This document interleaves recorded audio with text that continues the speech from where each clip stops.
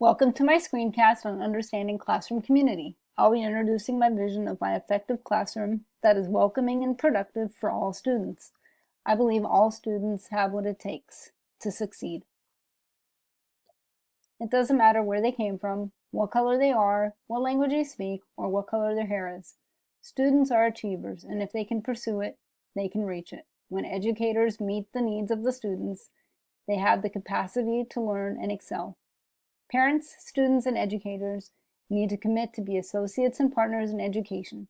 As a teacher, I will strive to create a risk-taking environment where students can view failure as a vital component of their educational voyage instead of as an endpoint.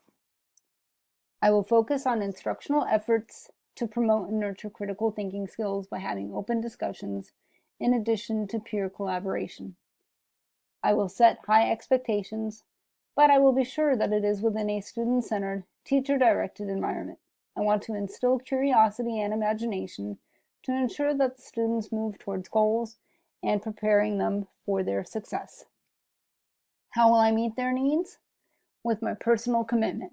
The strategies I use will help me ensure that I'm doing everything I can do to meet their needs. While I may miss some things, I am certain I'll make mistakes and I won't be able to meet all of the needs. I will give it my best try. I will incorporate objectives for effective and personal development. By providing motivators and working with them on their strengths, I can show students what they can do and achieve. I will communicate expectations for my class, give them the reasons why they should learn German, and provide feedback and reviewing work with them. I can show them that they don't need to be afraid to learn German. I will keep parents informed and involved. While I may have parents who are not as involved as I might be, I am certain I will encounter parents who will be overly involved. I need to find a balance and learn that parents, as well as the students, are there to establish a good working relationship and get insights into meeting the needs of the student. My plan is to use patience and to be compassionate. I will be empathetic and understanding. Perhaps it's easier said than done, and I realize that, but again, my efforts will be there. I am usually a very patient person. There may be times where I need to remove myself from a situation to reset my moment or my day, and I will work on that. My ethics and core values are very strong. I have a strong sense of integrity, and I will be consistent with my expectations and how I approach situations. My schedule and routine will be structured to remain similar on a daily basis. My rules are quite simple, yet not out of the norm, and consequences will be clear and to the point. I will do my best to set small goals for students who may struggle from time to time, and I will provide opportunities for students to succeed. I will facilitate and celebrate success by creating educational situations that give students the opportunity to succeed. I will provide feedback and work with students to strive at reaching many goals and working their way up similar to a ladder. Small and large successes will be acknowledged. Based on demographics in Fairfax County, students of various ethnic backgrounds will probably be in my classroom. The United States is fortunate because the people that live here come from all over the globe. In fact, I don't look or sound like I belong to a different background, but I do. And so embracing the students with various cultures and backgrounds is very easy for me. I automatically adopt a global perspective, and I will show them their individuality and challenge them to think critically. We will compare and contrast cultures and learn from each other. My diverse class will focus on students' creation of meaning about content in an interactive, collaborative learning environment. I will show them their tasks are meaningful by including scaffolding in the classroom and linking academically challenging curriculum to the cultural resources that students bring to the classroom.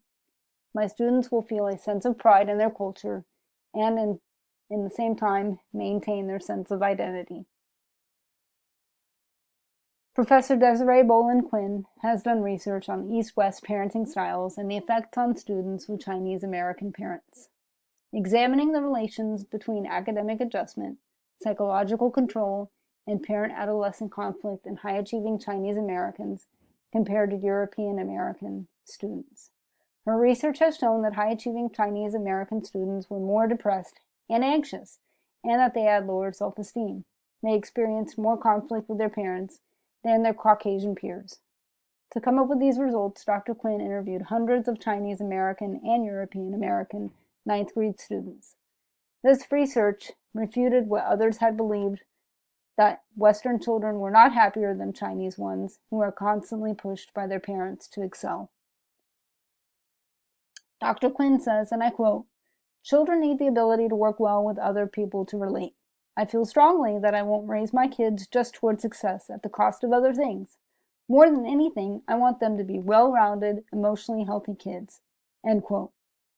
She believes that children will develop strong self-esteem when they really master something. The self-esteem would be grounded in achievements and in their ability instead of in empty praises from teachers and parents saying, "Great job," for drawing a circle, or "Great job" for just about anything.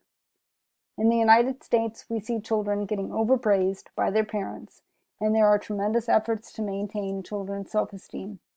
Sometimes it can even result that parents don't give honest or positive critical feedback. Self-esteem is important to students, but is also equally important for students to receive honest feedback. They need to know how they can improve and how to do better when they increase their efforts.